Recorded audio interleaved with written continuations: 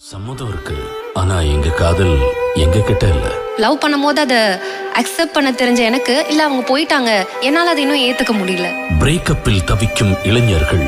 ஒரு 8 மாசமா நான் இப்படிதான் இருக்கேன் அப்படின்ட்டு. ஏன்னா யாமினி 9 மாசத்துக்கு முன்னால எப்படி இருப்பா? சிரிச்சுக்கிட்டு சந்தோஷமா. காதல் தோல்வி பிள்ளைகள் ஆறுதல் அடைந்தார்களா? பெற்றோரால் ஆற்ற முடிந்ததா? யாரும் பேச இல்லைன்னு நினைக்கிறியா? நீ ஒரு வட்டத்துக்குள்ளேயே இருக்கப்பா. நீயே உன்னை போட்டு அதுல அழுத்திக்கிற. பிள்ளைகளுக்கு காதல் வந்ததை மகிழ்ச்சியுடன் ஏற்கும் பெற்றோர். எப்ப பார்த்தாலும் போன், நம்ம பேசுறது நம்ம கூப்பிட்டா கூட காதுல போன் பார்த்துட்டே சிரிப்பாங்க. அங்க பொண்ணு மாட்டிக்கிடுச்சு, உங்க பையன் வந்து லவ் பண்றான் அப்படின்னு வந்து டைரக்டா வீட்லயே வந்து பேசிட்டாங்க. பஞ்சாயத்து ஆயிப்போச்சு. வீட்டுக்கே வந்துட்டாங்க. காதல் வந்ததை நாசூக்காக தெரிவிக்கும் பிள்ளைகள்.